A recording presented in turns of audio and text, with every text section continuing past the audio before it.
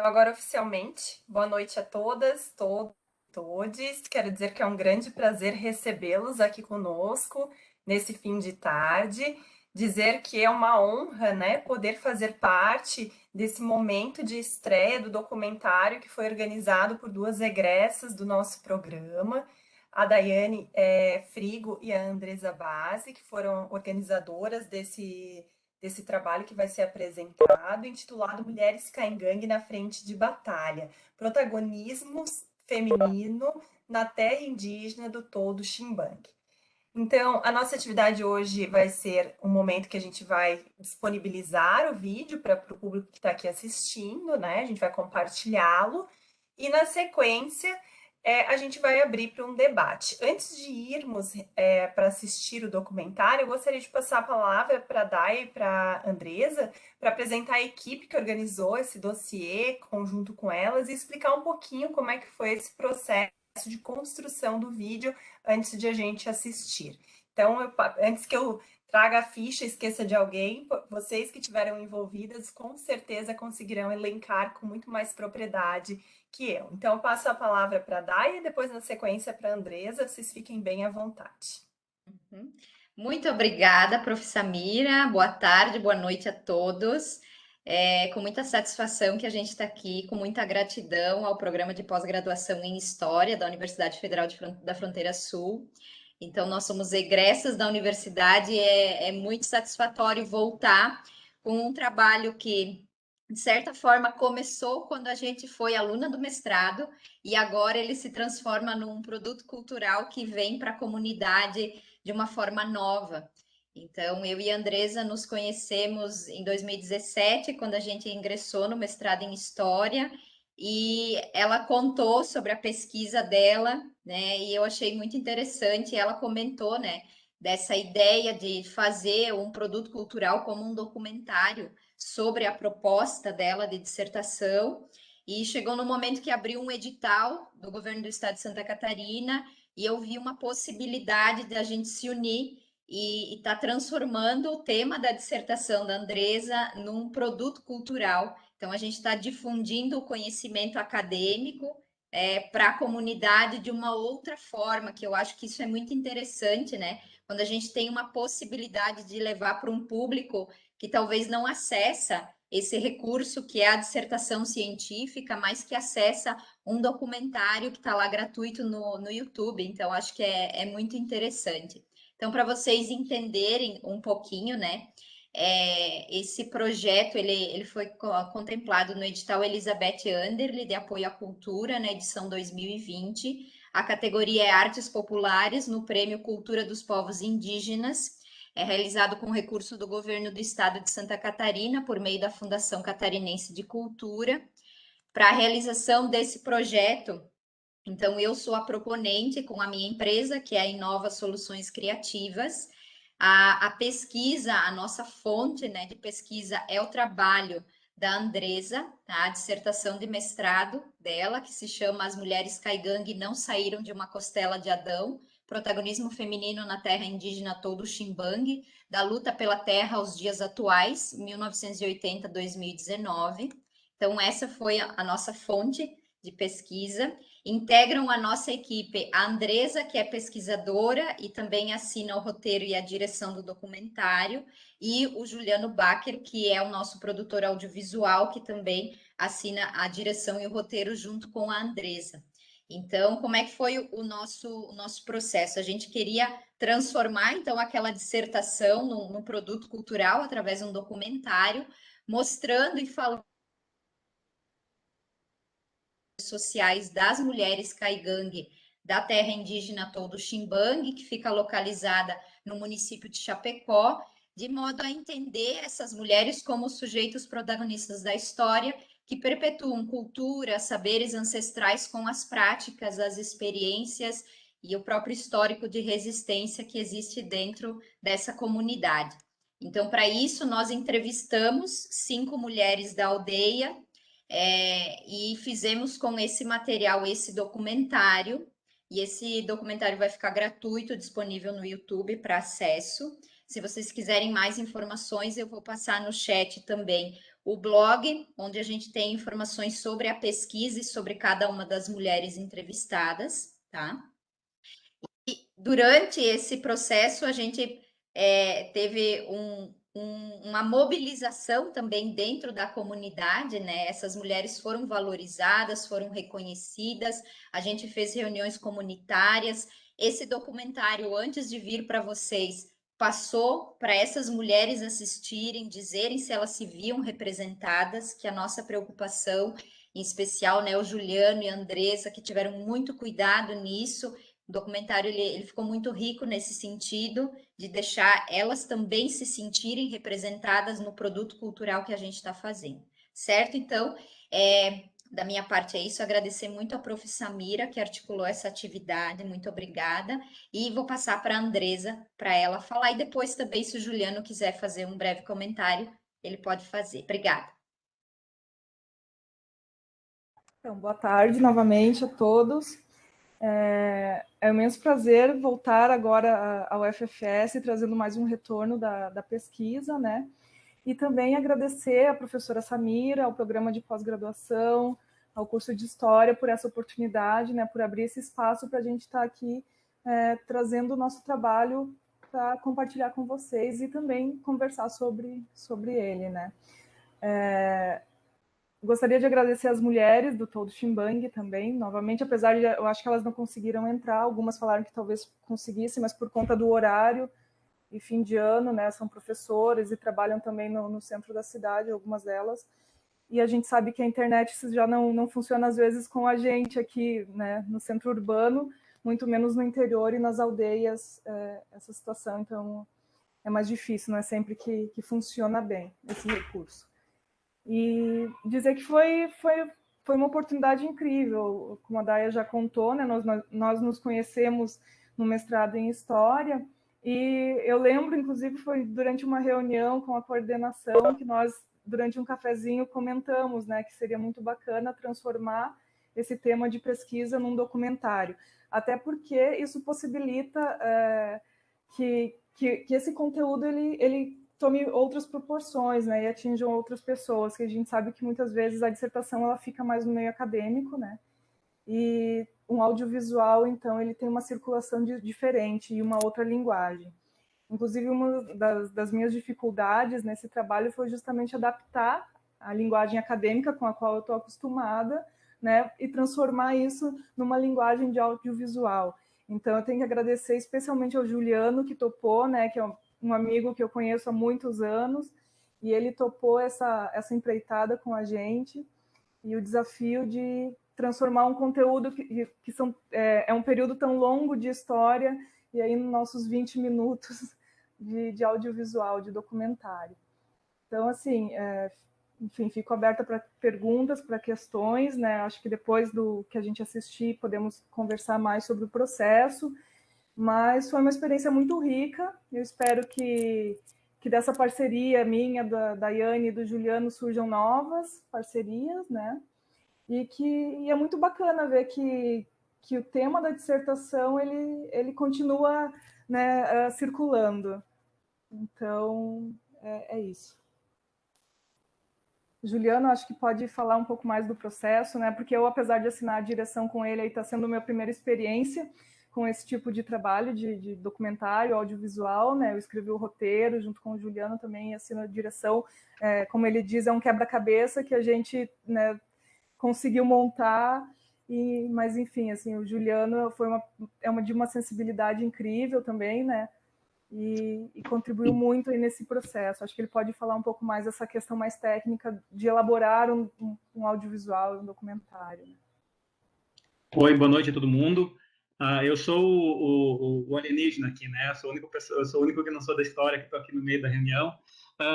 Em primeiro lugar, eu queria agradecer especialmente a Deza por ter confiado em mim, né? A Daiane também, a Daiane não me conhecia, a gente não tinha trabalhado junto ainda, então agradecer a confiança delas para que eu fizesse parte, e é algo que eu me sinto muito honrado de ter feito parte, sabe? Quando eu conversei com a Deza e ela me contou da pesquisa dela, e principalmente quando eu li, eu vi uma riqueza muito grande, sabe? No conteúdo, na história dessas mulheres, e, e foi assim um grande desafio. Foi, na verdade, embora eu já tenha experiência com audiovisual, foi meu primeiro documentário, então eu senti um pouco o peso do desafio, tanto pelo ineditismo disso para mim, né, quanto pela responsabilidade com o tema, né, com responsabilidade com o tema e com a história dessas pessoas e com a história desse povo, inclusive, né. Então, o desafio tecnicamente é você, imagina, a gente teve, sei lá, 5 horas de entrevista por baixo, uh, onde elas contam muito da vida delas e toda a história por trás do que eles, do que especificamente o pessoal do Todo aqui passou, né? Então, contar tudo isso em poucos minutos, né, é um desafio bem grande, como a Deza falou, a gente falava muito sobre isso, né, como é um quebra-cabeça, como a gente tem que ir cada vez recortando, recortando, recortando, e o desafio é você não perder o espírito do que elas tinham para contar, do que elas tinham da riqueza, do que elas têm para repassar para nós, e também contar uma história nesse meio, nesse processo também, né, que a gente consiga entender e isso era uma das coisas que eu conversava com a Deza bastante, né, que ela vinha toda rebuscada, toda acadêmica, né, e a minha preocupação é que esse curta, que esse média-metragem que ele possa atingir pessoas que não conhecem nada a respeito do assunto, sabe? Que pessoas que são ignorantes, assim, no sentido puro da palavra, que eles possam ouvir essa história, ver esse filme e entender tudo que está se passando por ali, o que essa história delas, como se encaixa dentro da história de todo mundo, né? E então, sim, eu tive muita preocupação em tentar manter essa questão a minha preocupação, assim, com o produtor de visual era manter a alma da coisa. Eu não consigo dizer de outra forma, sabe? Que a gente consiga sentir a experiência dessas pessoas em algum percentual, assim, né? E, enfim, agradeço novamente, espero que vocês gostem do conteúdo. A gente também estava. O outro desafio foi que, como não é um recurso muito alto, a equipe foi extremamente reduzida, né? Normalmente, uma produção de visual conta com várias pessoas, né? Alguém só preocupado com a fotografia, alguém só preocupado com o áudio, alguém só preocupado. E no fim, a gente meio que foi meio guerrilha, assim, né? Então, a gente meio que teve que se desdobrar aí, basicamente, entre as pessoas. Teve uma amiga minha, Laís Teixeira, que participou, ela me ajudou fazendo algumas animações da pós. Ela ajudou a filmar e a montar cenário, montar luz e nas entrevistas que ela podia participar. Então, teve uma participação dela também. E foi isso. Então, a gente... uma coisa que eu queria citar também é que a gente teve muita... É estranho dizer felicidade por causa que são situações complicadas, assim, por exemplo, a questão dos protestos, né? Mas a gente foi feliz em poder estar presente para registrar isso e trazer isso para dentro da obra, né? Então, tanto a questão do protesto contra o marco temporal, como também a questão da Yara e tal, enfim, a gente vai ver isso no vídeo. Então, a gente foi feliz e eu também me sinto feliz de ter tido a oportunidade de estar nesses lugares e poder registrar também esses momentos, né? E trazer ele pro filme. É isso aí, pessoal. Agradeço, Juliana. Eu acho que a gente passa então para o vídeo e daí na sequência a gente abre para uma rodada de conversa. Só ouvindo vocês, já fiquei bastante instigada para saber como é que foi o processo. Estou curiosíssima. Confesso que assisti um pedaço do vídeo na hora que a Dai me mandou já, no que deu tempo anteriormente. E a gente vai assistir então agora em conjunto.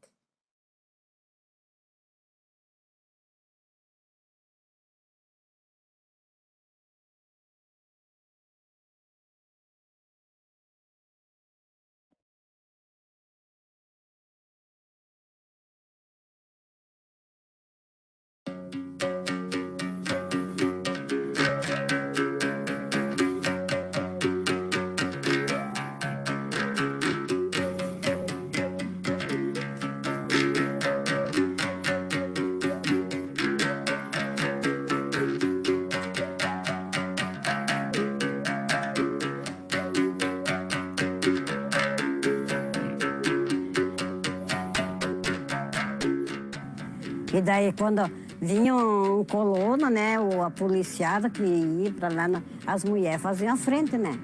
E elas que iam ao encontro deles, né?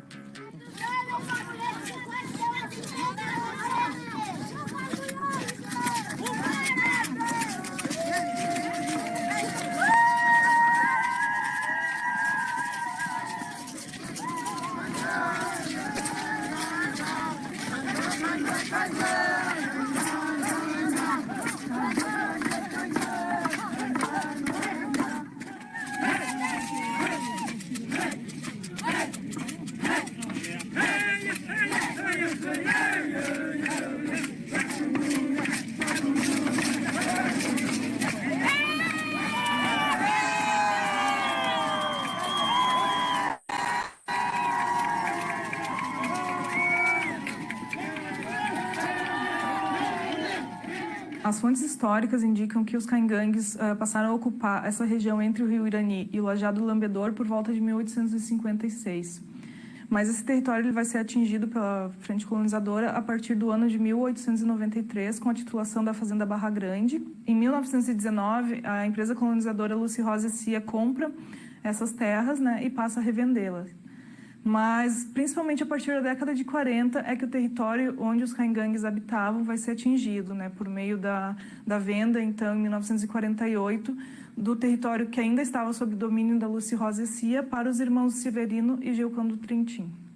A partir daí, então, os caingangues, gradativamente, eles passam a perder o seu território e vão sendo encurralados cada vez mais para próximos do rio Irani.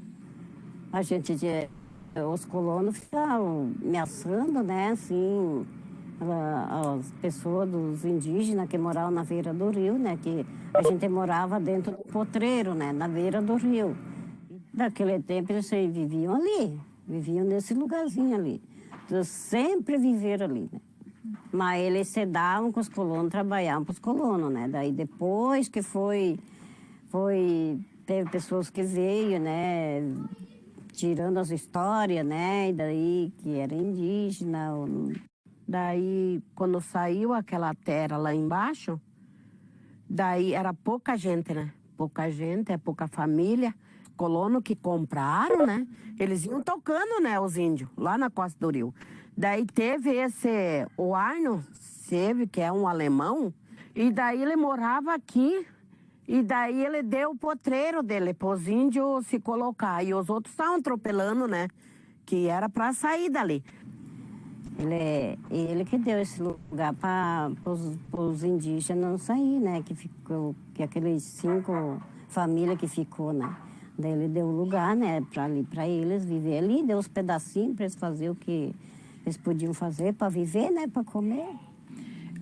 No final da década de 70, eles passam a organizar um movimento para recuperar essas terras, né, que haviam sido perdidas, e a partir daí, então, eles constroem uma rede, né, de apoio e se organizam para a luta pela terra, que vai se estender, então, aí em toda a primeira metade da década de 80. E daí o Clemente e a dona Ana Forte, que são irmãos, né, eles disseram, vamos buscar pessoal nas aldeias, né, para movimentar, né, fazer um movimento, para dar mais força para nós. E daí que foi o movimento, daí a coisa foi crescendo, né. Daí que os colonos gararam raiva, né, dos indígenas lá. Daí a dona Ana foi lá para Cozinha, né, ela foi lá conversar com o pessoal de lá, né, tudo, daí eles vieram, né, daí com a conversa deles e a dona Ana, que daí que foi a luta pela demarcação das terras. Ia daqui, ia para Xanxerê a pé, né, buscar ajuda, quando ela resolveu incentivar a população que fosse a busca da retomada da terra, né?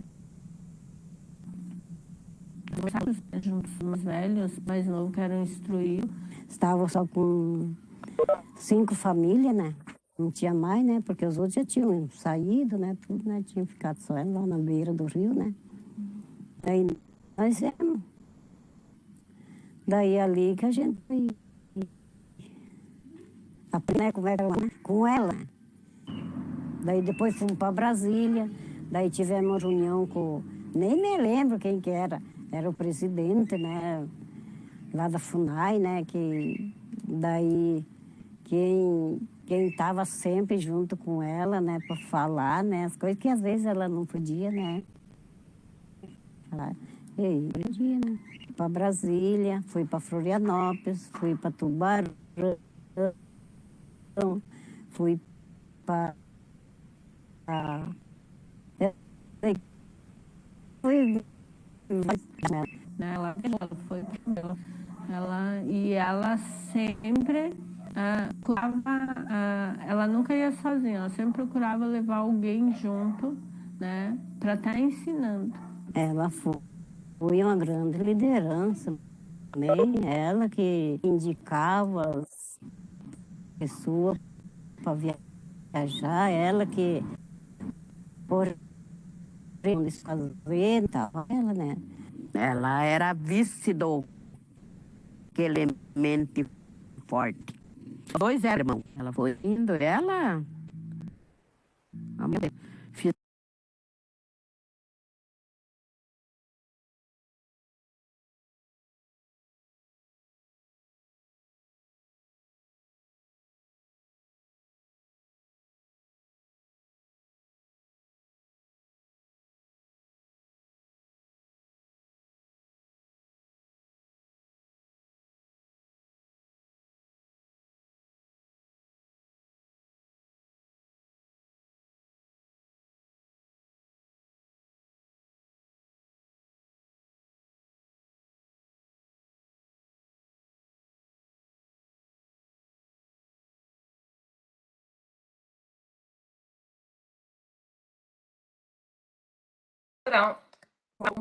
Eu acho que deu gravadinha para vocês também, né? Sim, é que como tá transmitindo direto do YouTube, tem que esperar um pouquinho carregar, né? É por isso. Daí eu vou te fazer uma opção aqui para a gente poder ver se a gente consegue. Não sei se o Juliano já conseguiu outra organizador, ele não tem mais tem os segundos, os minutos, pausamos, né? 19.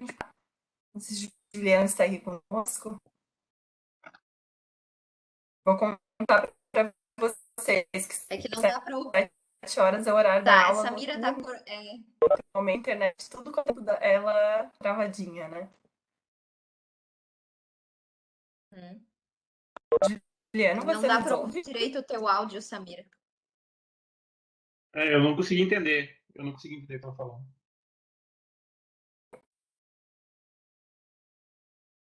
O teu áudio tá cortando, Samira, a gente não conseguiu entender o que você quis dizer, mas Juliano, eu acho que ela estava querendo uma possibilidade de você tentar transmitir para continuar assistindo, que a minha não vai com áudio, tem algum problema de áudio. Tá, eu vou precisar de um segundinho, porque eu vou transmitir daí pelo PC. Então eu vou entrar na reunião por lá e tento transmitir por lá, então. Beleza? Tá. Uhum. Um pouquinho.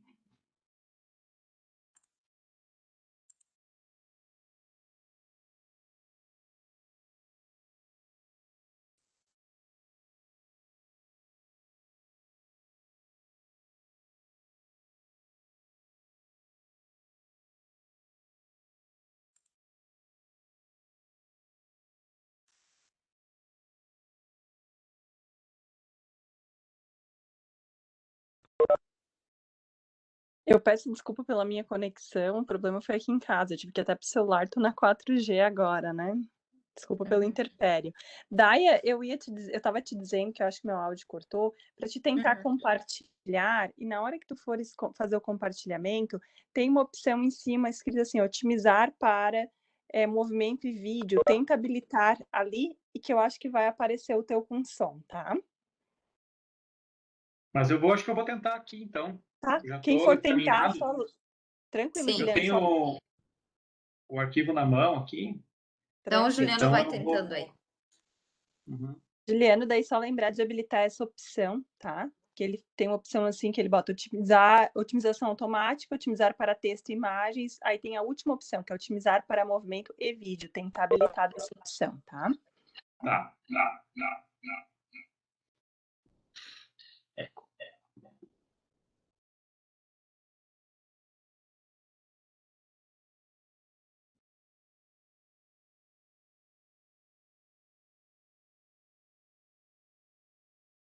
Minuto começo, eu acho.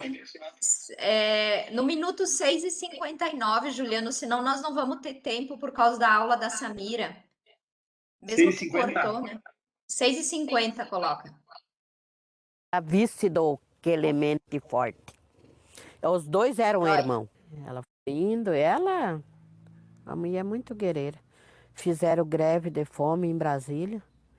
Só tomando água lá em Brasília, porque aquela vez, pelo nosso direito para nós lutar, não tinha órgão nenhum que apoiava, né? Greve de fome. Para poder sair a demarcação das terras, né? E daí lá ficaram e ela acompanhou tudo a greve, né? Tudo, já tomavam água, suquinho, né? Mas nada eles não tomavam, né? A Fendó foi uma mulher que hoje assim, ó, quem fala da Fendó, ela se emociona, ela deixou muita coisa boa para nós. Ela foi uma pessoa que nos ensinou a ser guerreira. Ela sempre foi uma pessoa que sempre incentivou. Ela sempre dizia para mim, vocês têm que estudar, vocês têm que buscar. Mas estude, ela dizia, minha filha, você estude, mas nunca deixe de ser o que você é. A liderança da Fendó e a participação de outras mulheres no movimento de luta pela terra resultou na demarcação de 988 hectares em 1986.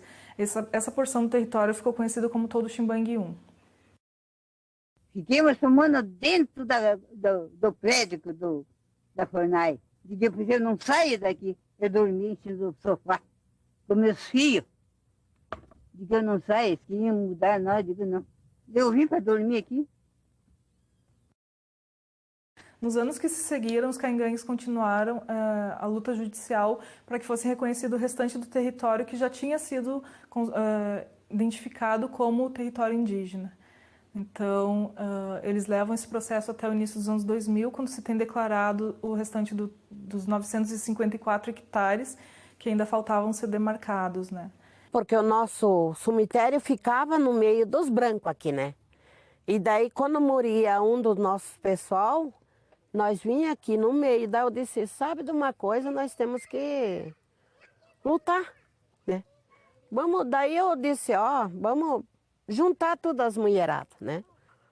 E de mão dada que nós vencemos. Que nós ia fazer movimento. E daí só nós mulherada, daí tranquemos aqui esse pedaço, porque aqui já era considerado como uma área indígena, né? Fomos para Brasília, daí lutar, né? Enviar o documento lá para o governo, né? E daí todos daí ficaram, o Volmir ficou de cacique, o Sebastião da Veiga ficou de cacique também, mas daí só que eles me procuravam e eu para ir no lugar deles, né? Para representar a comunidade, né? Nós, sabendo que nós estamos lutando pelo nosso direito, nós não podemos ter medo da lei. Eu não tenho medo da lei. Se eu estou lutando pelo meu direito, a justiça também tem que entender. É nessa porção de terra que eles conhecem como Todo Ximbangue 2, onde se localizava o cemitério Caingangue, que é onde eles têm enterrado o primeiro cacique deles, o cacique Ximbangue, onde eles plantaram o cedro para identificar a sepultura do cacique. Então era uma das questões assim mais importantes para ele para eles que tinham ficado fora da demarcação da primeira parte do território. O cedro que foi plantado em cima do cacique velho que morreu é um cedro muito bonito. E daí naquilo, para nós não reconhecer o nosso direito, né? E daí eles foram, né? Fizeram potreiro ali, tudo. E daí foram matando aquele cedro. Daí nós coloquemos outro cedro o dia da Santa Cruz ali. É uma lembrança, né, para nós. É uma lembrança que ali estavam os nossos antepassados, né, nos nossos caciques, velho, que estavam ali, né. As mulheres caingangue têm buscado a manutenção desses direitos que já foram conquistados, né, e a ampliação também desses direitos, em especial que se refere à terra, à saúde e à educação. Nesse sentido, elas têm entendido a sua formação superior como um importante instrumento de luta, né? Tanto para a valorização da sua identidade étnica, quanto também para valorizar a história de luta dos seus ancestrais. Então, foi aí que eu daí comecei na educação, né? Então, desde essa época, eu nunca mais larguei a educação. Na época, tinha as bolsas do governo estadual, aqueles 70%. Fazia meus 4 anos de faculdade, que foram também bem puxados. Foi lá que teve alguns professores que marcaram muito, assim, a minha mudança de mundo, sabe? Assim, a minha mudança de olhar para o mundo, sabe? De eu olhar para a minha cultura e olhar para o meu povo. A partir dali eu comecei a ver da onde que eu tinha vindo, o que eu era e que eu comecei a me identificar. Até ainda no início, ainda eu tinha muito esse receio, esse medo, porque toda essa questão de preconceito, né, que tem na sociedade. Mas aos poucos, assim, eu fui, né, aprendendo, fui vendo o que eu era, a importância de eu saber da minha história, de eu procurar saber, né, da história dos meus familiares, da história do povo da onde eu sou originária. Eu me formei e assim que eu me formei eu voltei e já em seguida eu comecei a trabalhar com a minha população. Eu era enfermeira, eu era médica, eu era tudo, era psicóloga, era assistente social, era tudo.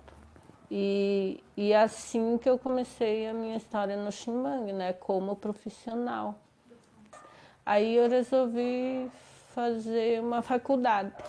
Fiz nutrição, me formei em 2014 e daí depois consegui voltar para CESAI, né, na saúde indígena. Assim, enquanto educadora indígena, assim, o que mais a gente tenta trabalhar na escola são essas questões, sabe?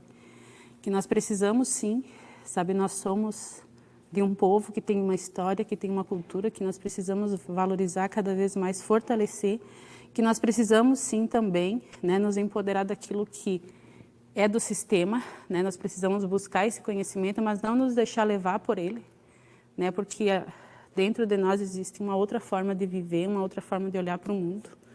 Hoje, para você mostrar o que você é capaz, você tem que buscar conhecimento. Então, eu acredito que tem sim como eles conciliar, né,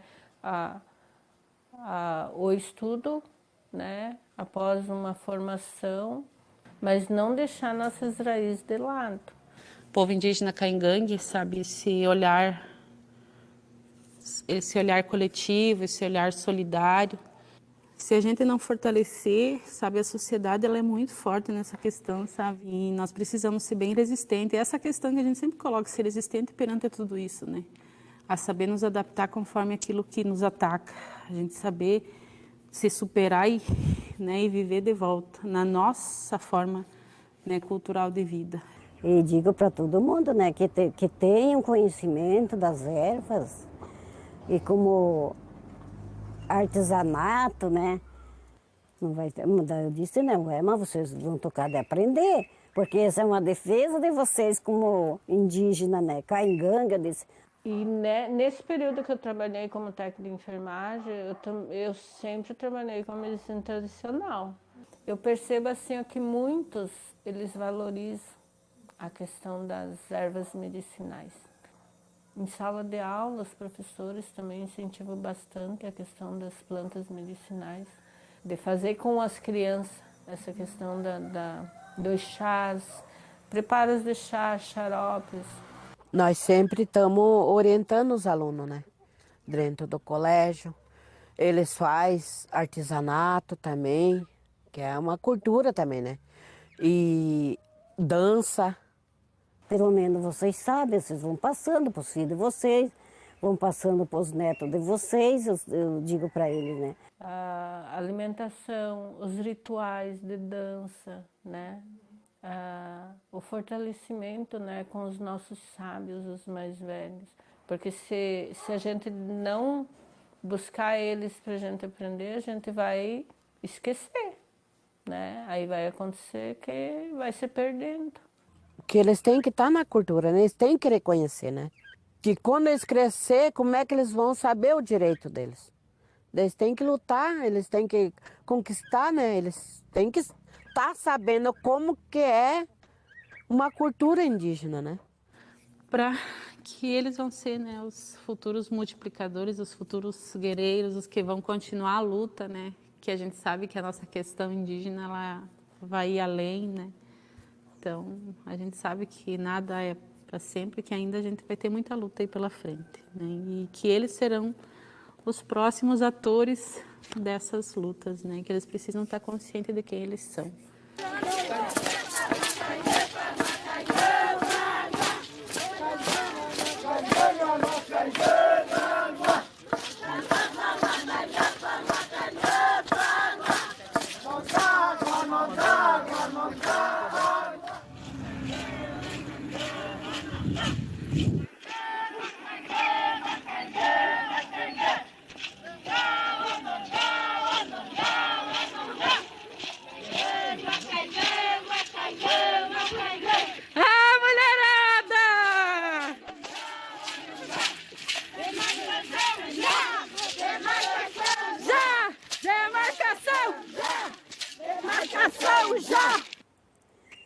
Para nós foi uma grande conquista, né, eu assumir, né, como pelo menos de vice, né. Mas para mim foi bom, porque as pessoas respeitavam, né, como a gente era uma mulher, né. Sobrava mais para mim, né, tinha o cacique, mas ele mandava os problemas para mim, né. E daí eu resolvia, né. Mas para mim foi uma conquista boa para mim aquela vez, né. E eu, que nem eu, né? Eu tô nessa idade. Pra mim, eu não tenho essa idade. Pra mim, eu sou nova. Eu tenho, parece, força para lutar várias coisas ainda, né? Eu, como liderança, eu tô só como vice, né? Tô só para buscar para a comunidade, né? A gente quer ver bem a comunidade, né? Que eu gosto de ajudar todo mundo. Devagarinho assim a gente tá, né, tendo esses espaços, né, até que na comunidade a gente se sente bem, né, valorizada quanto a isso, até pela própria liderança hoje, né, que é nova também, a gente sente que eles têm muito esse respeito também, né, pelas mulheres na comunidade, até porque também é uma mulher, né, então, assim, esse cuidado, esse respeito de estar colocando as mulheres nas discussões, de estar trazendo as discussões também até as mulheres. As mulheres também têm que se envolver, né? Tudo quanto é coisa, tá sempre junto ali, né? E é muito bom as mulheres saber participar, porque como a gente já tá velha, eles agora, os mais novos agora, têm que tocar para frente, né? Às vezes não podem se abaixar, né? Nós, mulheres, tem que mostrar né, que a gente tem capacidade, que a gente consegue se a gente quiser. E é o que eu sempre falo para a nossa juventude, né? Para as jovens, para os jovens. A mulher sempre tem que estar envolvida, né?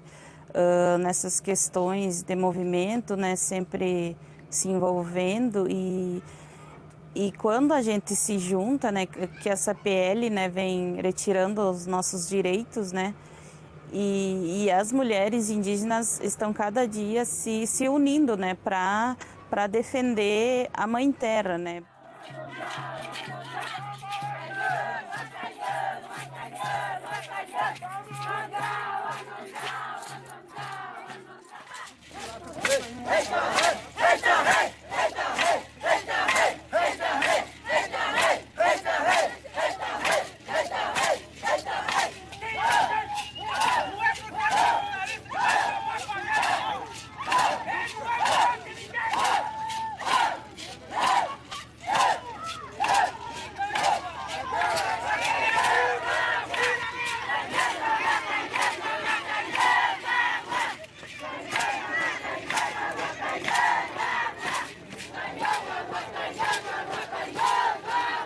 As mulheres indígenas, elas têm reivindicado suas inscrições também em espaços públicos e de poder, né? Elas acreditam que a partir desse envolvimento elas podem ampliar os debates sobre os direitos dos povos indígenas.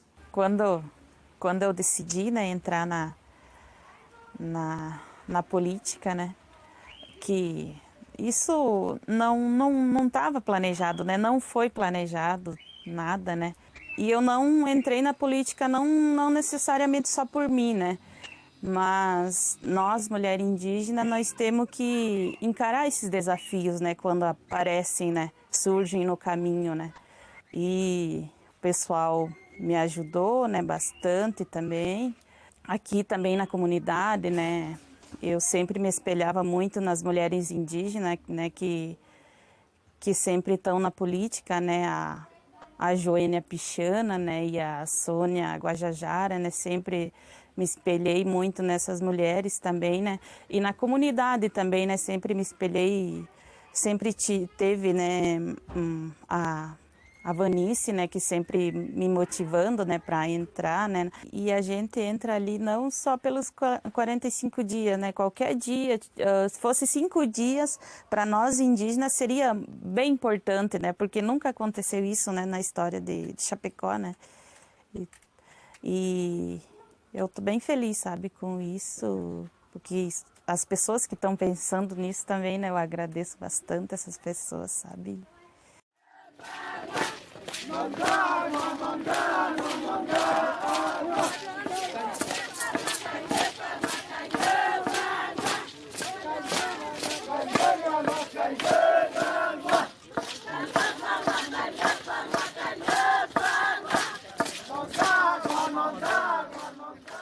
Hoje é um momento tão significativo que certamente ficará marcado na história de Chapecó, que após 104 anos de criação tem no Legislativo Municipal uma indígena ocupando uma cadeira como vereadora.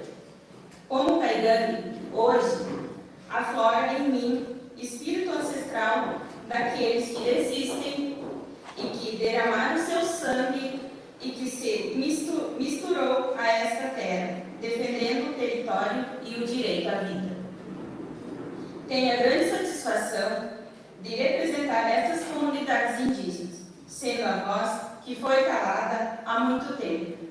Sou da descendência de Fendó, a grande guerreira Caigani que passou a maior parte de sua vida encurralada nas barrancas do Rio Urani, por a custa da ganância. O colonizador, o seu machado em punho, adentrou sobre o território indígena, trazendo e deixando a sombra desastrosa de destruição. Mas ela, a Fengó, plantou em nós a esperança e o espírito de luta e resistência. Aqui nesse parlamento, não ecoará a voz da vereadora Yara, ecoará a voz dos povos originários. Ayakar Yakuyamin, serei a voz de vocês aqui dentro. Gataguata Antune, esse território é nosso por direito. Muito obrigada.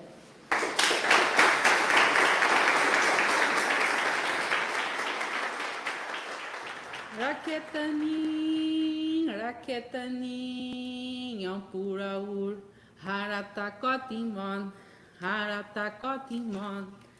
Raketani, Yampuraur, Haratakotimon, Haratakotimon.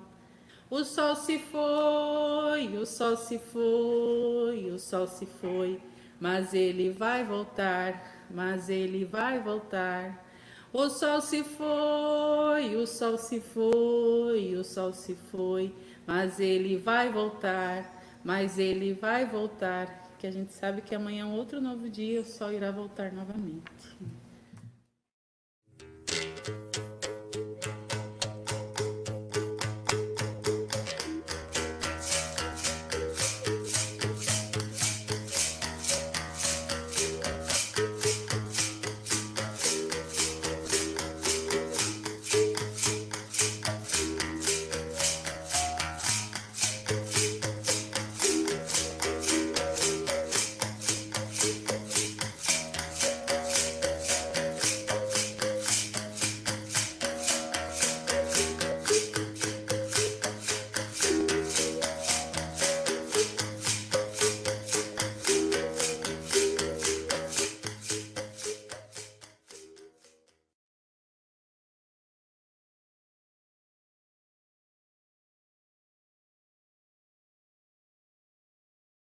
Agradeço, então, nossa, tô até sem palavras aqui, que eu me emocionei com o vídeo. Eu agradeço a Daia, a Andresa e o Juliano por terem nos dado essa oportunidade de estar com vocês que estão organizando e organizaram esse lindo projeto e estão, né, à frente dele, porque agora nessa fase de disseminação desse conteúdo, eu acho que é um momento bem importante, né, de levar realmente o resultado do trabalho da Andresa através de um projeto cultural, tendo um profissional envolvido, né, mostrando para a gente a garantia da qualidade desse material que foi produzido, que realmente é de parabenizá-los, não só pelo esforço das duas egressas, mas do Juliano também de deixar um material da qual tem um enredo também muito bacana e muito cativante, né? Eu acho que essa é a palavra. Ele emociona, ele toca, ele cativa, e eu fiquei com vontade do quero mais, né? Terminou o documentário, eu pensei, quando que agora a Daia e a Andresa vão se motivar e fazer um novo exercício para fazer a gente pensar em torno dessas questões que são latentes e importantes e que a sociedade vem tratando junto com o negacionismo como algo não necessário, não passível de discussão, né? Então, esse documentário, além de trazer esse retorno social, ele tange essas questões que são tão importantes para a nossa sociedade, da qual, no momento que vivemos, os grupos povos indígenas estão sofrendo, né?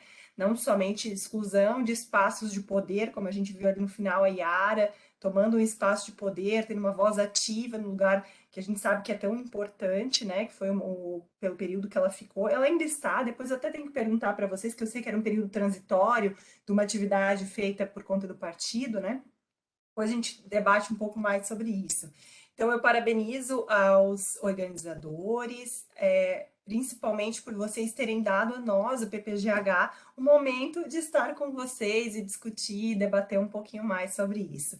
Então, eu peço para que, se alguém tem alguma pergunta, alguma questão, pode se inscrever pelo chat, abrir o microfone, abrir câmera, ou se quiser fazer a pergunta pelo chat, enquanto o pessoal vai criando coragem, né? Eu vi que está o professor Rômulo da Fiocruz aqui conosco, gostaria de registrar a presença dele, que a gente estava aqui no bastidor falando, o orientador da Andresa, eu vi que ele estava aqui conosco, o professor Clayton, que é professor aqui do programa de pós-graduação em História, sem contar outros egressos, os alunos e os convidados que vieram, então deixo registrado o nosso agradecimento. Enquanto que o pessoal está se animando a fazer pergunta, eu vou fazer duas questões para vocês. Uma delas é com relação a esse processo de transformar uma dissertação de mestrado, Andresa e Daia, e o Juliano também, né, para vocês responderem para quem está tentando talvez esboçar algo nesse sentido, né, falar um pouquinho de quais editais que dão essas possibilidades, a Daia que tem essa proximidade já com outros editais, outros projetos, então falar um pouco como é que se lança, se tem perspectiva de um lançamento futuro de novo edital. Andresa, como é que foi o teu desafio de transformar algo tão acadêmico, feito para academia, para uma banca, para ficar lá no repositório da CAPES, se tornar uma linguagem tão acessível, né? Eu vi como foi talvez importante a participação do Juliano, que veio uma pessoa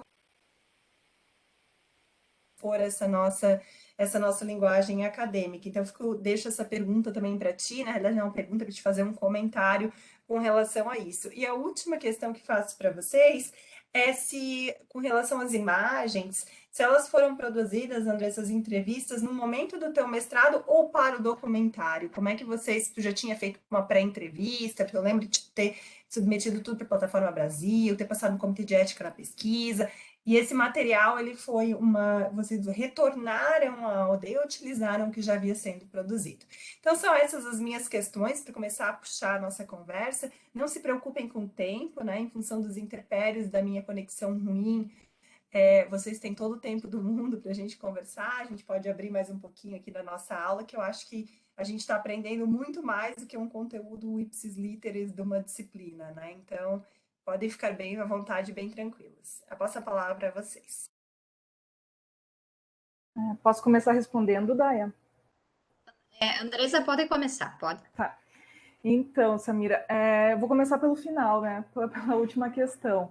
Eu já tinha feito, durante o mestrado, eu fiz em torno de 14 entrevistas, praticamente todas elas com mulheres caingangue do Todo Ximbangue, né? Algumas outras mulheres do movimento indígena de fora do Todo Ximbangue e também alguns homens que eram importantes lideranças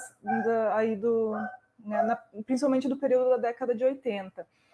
Para esse documentário, eu tentei pensar assim, quais foram as mulheres que mais tinham destaque, tanto na época do primeiro movimento de luta pela terra, durante a década de 80, quanto na atualidade, né? Que deram, então, prosseguimento a esse protagonismo feminino.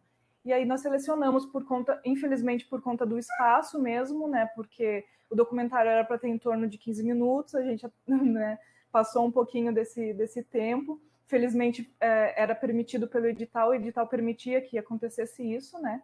Então, nós voltamos ao Todo Ximbangue em 2021, agora, principalmente no final ali do primeiro semestre, quando a vacinação já estava bem avançada ali com os povos indígenas, né? Com todos eles com 2 doses de vacina, enfim, e tentando ter todos os cuidados necessários, né, que esse período que a gente está vivendo no Brasil exige.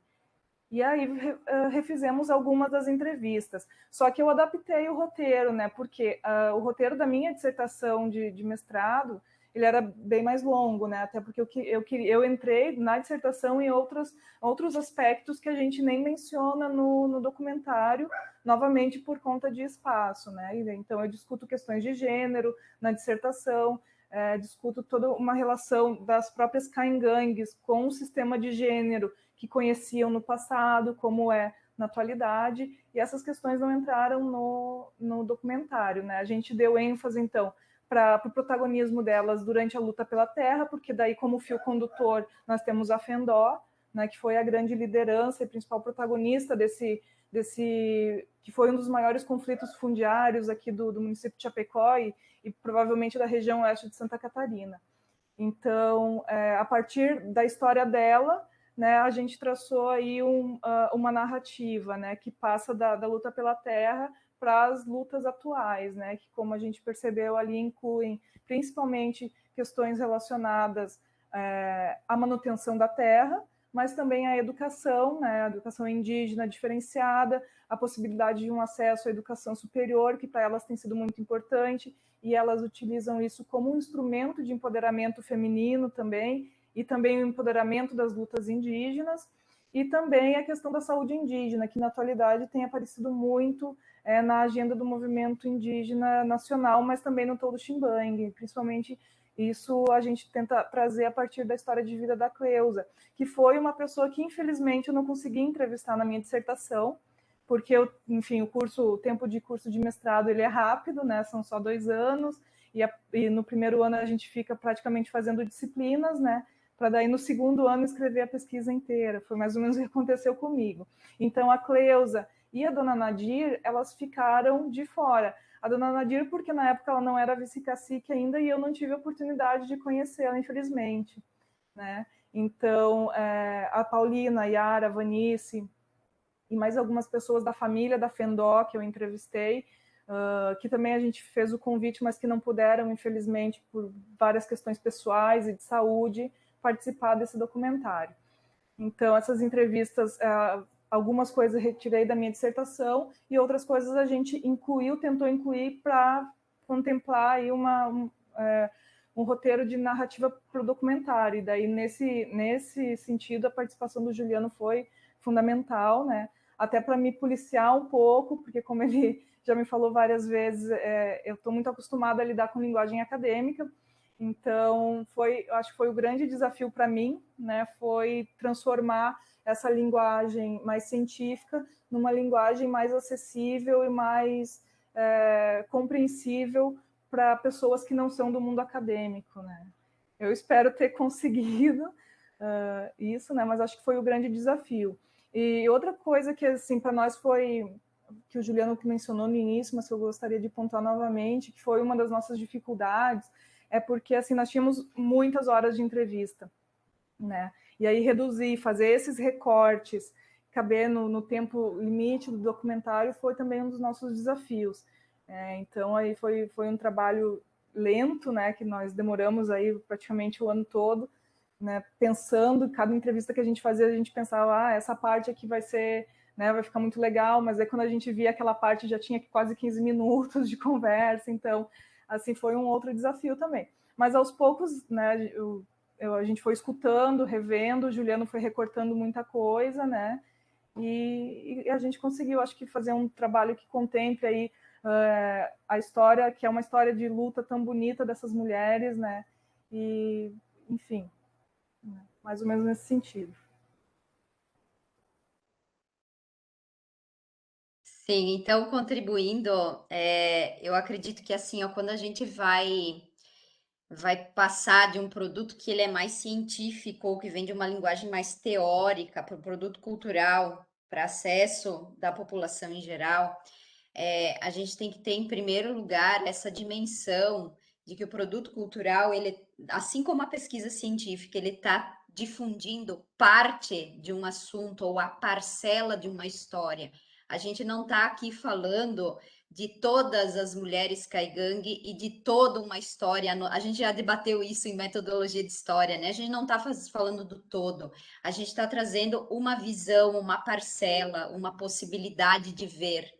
Então, eu acho que tem isso que a Andresa vem falando, é muito nesse sentido. Quem está muito dentro do universo acadêmico, quando quer transferir um produto cultural, aquela pesquisa para um produto cultural, tem que ter essa dimensão de que a gente está trazendo uma parte, uma perspectiva. Então, às vezes, a gente não pode estar lá colocando muita informação, porque a gente está considerando que as pessoas, principalmente nesse momento e de agora em diante, elas acessam esses recursos tecnológicos e virtuais por um período curto de tempo. Então, como conquistar o meu espectador em 15, em 20 minutos, aí está um desafio. Então, é uma coisa que a gente tem que pensar. Que foi um desafio, acho, bem grande para a Andresa e para o Juliano. Eu já trabalho com produção cultural há mais tempo, então, para mim, desde o início, estava claro que o que a gente ia fazer era representar algum aspecto dessa história das mulheres caigangue, né? Então, a gente tem que, eu acho que, ter essa noção. E sobre a possibilidade de editais, o edital do qual a gente captou esse recurso é o edital Elizabeth Anderle. O governo de Santa Catarina lança ele anualmente, tá? Ele é lançado geralmente no segundo semestre do ano, mas existe a possibilidade do ano que vem ele ser lançado no primeiro semestre, tá? Então, ele tem vários segmentos, várias linguagens que pode concorrer, e uma delas, tá, é essa área de artes populares, cultura dos povos indígenas. Mas tem a área de patrimônio cultural, enfim, tem outros segmentos que têm esse potencial.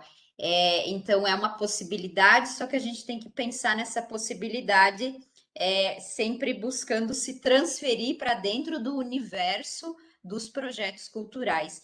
Eu trabalho com uma empresa que é a Catavento Gestão e Produção Cultural, as minhas colegas estão participando do encontro aqui também, e a gente, inclusive, dá algumas oficinas gratuitas de capacitação para pessoas que querem inscrever projetos nesses editais para concorrer a recursos, tá?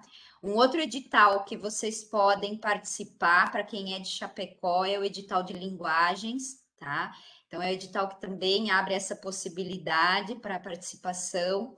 A gente já teve, em nível nacional, alguns editais voltados só para as comunidades indígenas, os povos indígenas, voltados para as culturas populares, mas hoje em dia a gente não tem mais, tá? Então, são possibilidades para a gente pensar, certo? Se vocês quiserem acompanhar, eu coloquei o blog da Inova ali também, se quiserem ficar com o meu contato.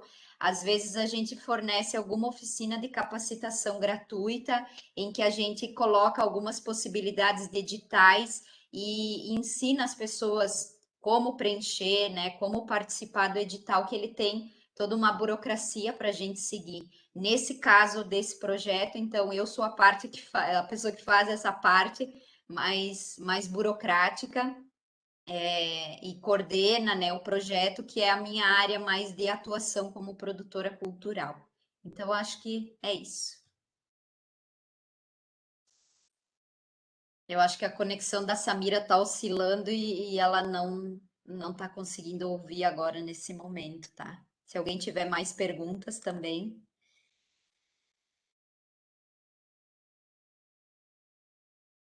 Juliano está sem áudio. É um detalhe, né? É bom ligar o microfone e fica mais fácil para as pessoas ouvir a gente. Eu perdi um pouco o fio da meada por causa que os assuntos eles mudaram um pouco, né? Quando passou a voz da Deza para a Dayana e tal. Mas eu não sei se eu tenho muito o que posso acrescentar a respeito, principalmente do que a Deza já falou, porque, enfim, o processo de documentário, ele tem algumas questões assim que são uma certa imprevisibilidade, assim, para produtor de visual, ao contrário de uma obra de ficção, um clipe, alguma coisa que você já tem tudo meio muito bem programado, assim, o documentário, ele nem sempre as coisas saem como a gente gostaria, a gente nem sempre consegue filmar o que a gente gostaria. É uma opção minha, né? Mas eu sou uma pessoa que eu já não gosto de direcionar muito a entrevista, né? Eu acho que a Deza também, ela tinha algumas perguntas também que a gente meio que conversou a respeito da pesquisa dela, que a gente tentou, assim, elencar assuntos que a gente gostaria de que se fossem abordados, algumas questões que a gente já tinha, que já tinham sido respondidas ali, que na pesquisa dela e tal, que eram coisas importantes, né? Então a gente fez a gente tentou predeterminar alguns caminhos, né? Esse foi o primeiro passo, assim, né? Baseado na pesquisa. E a ideia do fio condutor foi muito importante, porque quando a gente faz uma obra audiovisual, ela tem que contar uma história. Ela tem que ter um começo, meio e fim. Ela tem que ter uma forma que tipo, até a Dayana falou, né? Hoje em dia é muito difícil você fazer prender a atenção das pessoas, né? A gente tem muito essa coisa de informação muito rápida e coisa e tal. E então tem esse desafio de fazer uma obra também que tenha um tempo suficiente para contar a história, mas ao mesmo tempo não ser longo demais a ponto de que as pessoas percam o interesse no meio dele também, né? Junto com a questão narrativa. E a questão do fio condutor ser a Fendó, isso foi algo que foi já a gente percebeu muito cedo, já assim, né? Acho que antes até da Daiane entrar na parada, a gente conversava, a gente já trocava umas ideias, a gente trocou, por exemplo, aquele documentário que a gente usou tipo uma referência, tem umas imagens ali do Pena Filho. Foi alguma coisa que a gente já conversava antes e tal. E vocês podem ver aqui, ela é um personagem que ela não foi entrevistada, mas ela faz parte de todo o documentário. Inclusive, no discurso da Yara, ela fala da Fendó. Ela cita a Fendó para ver a importância que ela tem, né? Que ela tem ainda na vida dessas pessoas, né? Então, tipo, é uma forma de costurar também essas histórias. É um pecado ter que deixar muita coisa, muito assunto fora.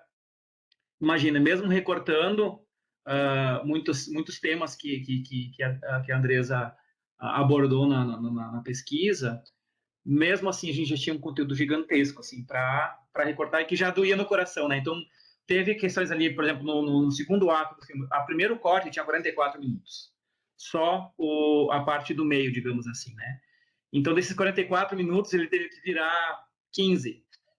Então, esse é um quebra-cabeça. Então, por isso que é um trabalho também meio lento, porque você vê, você revê, você, não, essa aqui pode recortar. E daí eu passava para a Deza para dar uma revisada, para ela dar o posicionamento dela, de fazer isso meio à distância, né, a maior parte do tempo, menos no dia, com exceção do dia que ela veio filmar também. Ela não queria, né, Deza, mas eu consegui convencer ela a participar, e porque eu sempre julguei que essa contextualização que a Deza traz é muito importante, justamente para você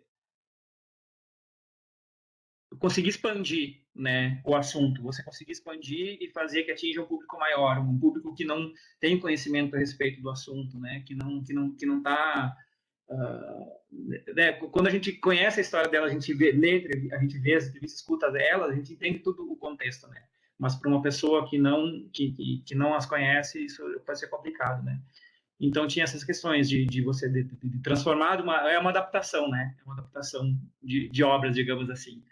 E é isso, eu não sei, eu me perdi um pouco também nas perguntas, eram 3 perguntas, enfim, qualquer coisa vocês me perguntem de novo ou deixem para o pessoal comentar Sim, alguma coisa. tem Valeu. uma pergunta continuando nessa linha do Juliano de narrar um pouquinho o processo. Tem uma pergunta da Morgana, que é sobre o tempo de Opa. produção do documentário.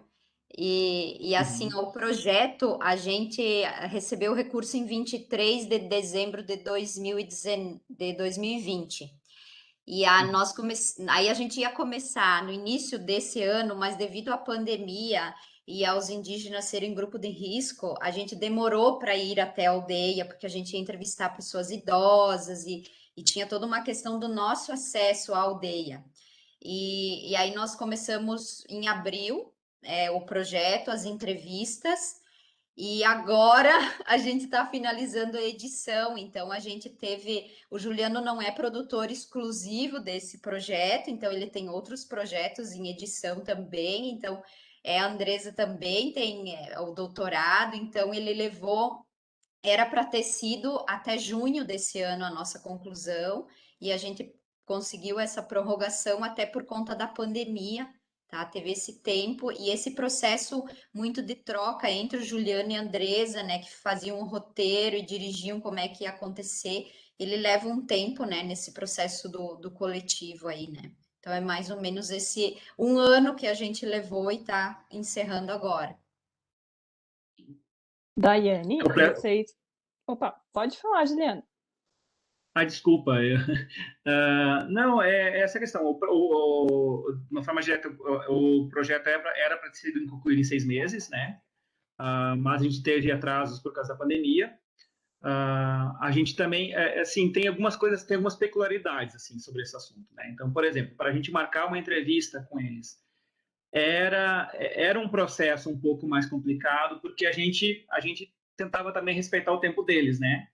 Então, às vezes a gente queria gravar numa semana e a gente tinha que aguardar eles também estar disponíveis e abrir o espaço para a gente ir lá e gravar a entrevista com eles, né?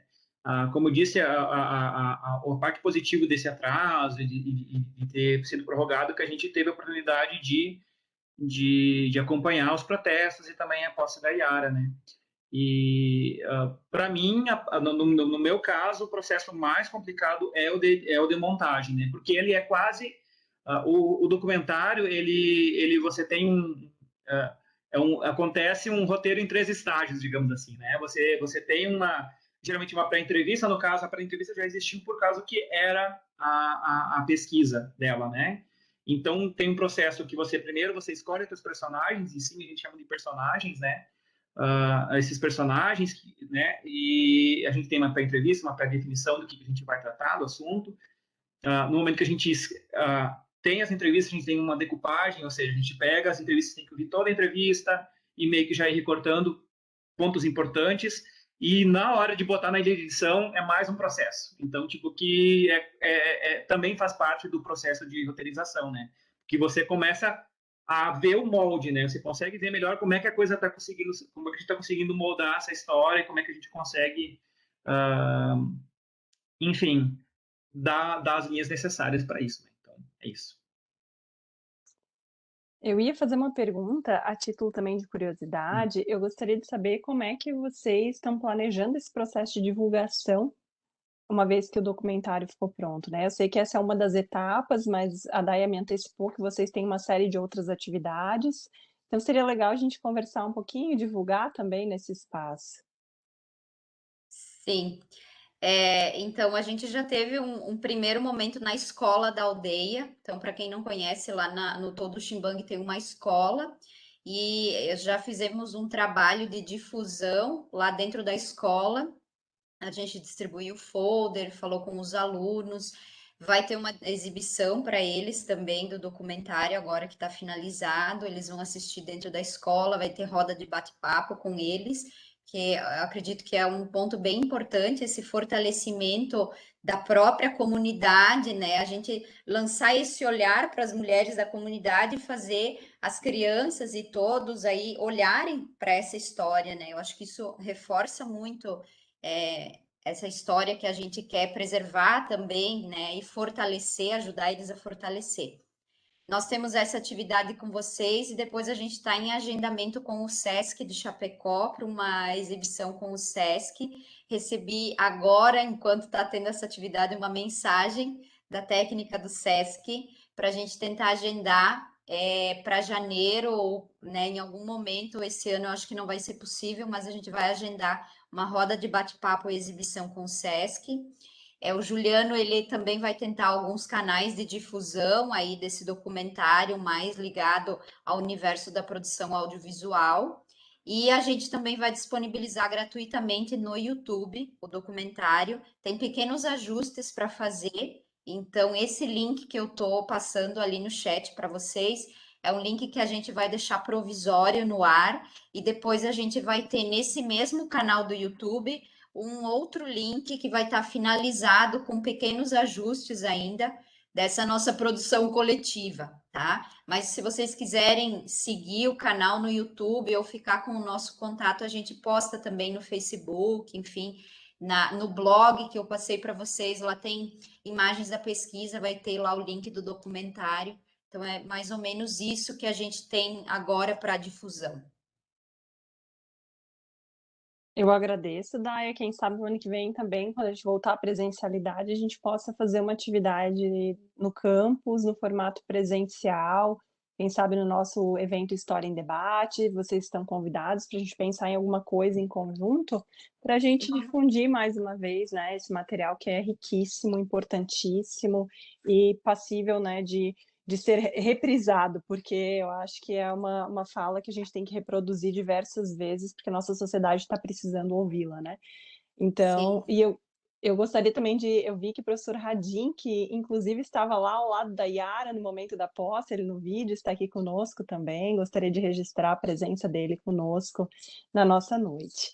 Eu acho que não Samira, temos... eu tenho Pode mais falar, uma Daia. questãozinha que eu Claro. queria aproveitar o espaço.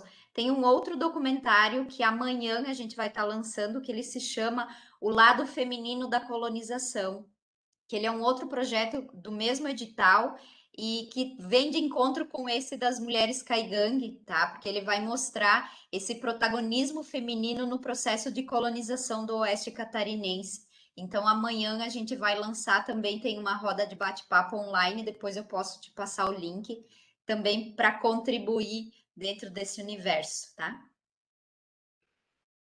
Ótimo, Day. A gente agradece, então, pela tua disponibilidade desse material. Com certeza vai ser também de grande utilidade para a gente.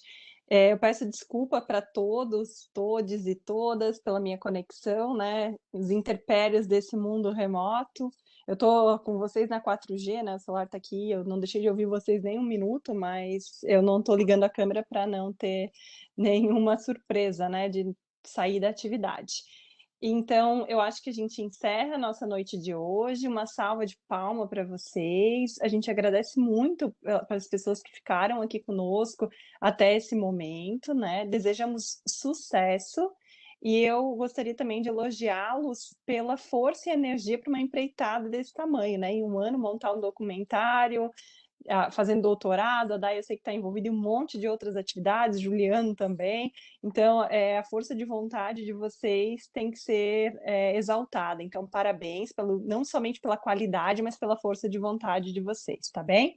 Então a gente agradece, os alunos da disciplina de Brasil 4 ficam conosco, os demais podem ficar à vontade, né, e se retirar da nossa sala de atividades. Daya, depois eu converso contigo, eu vou parar a nossa gravação, eu vou conversar contigo para a gente ver a certificação, porque o FFS, a gente tem a possibilidade de certificar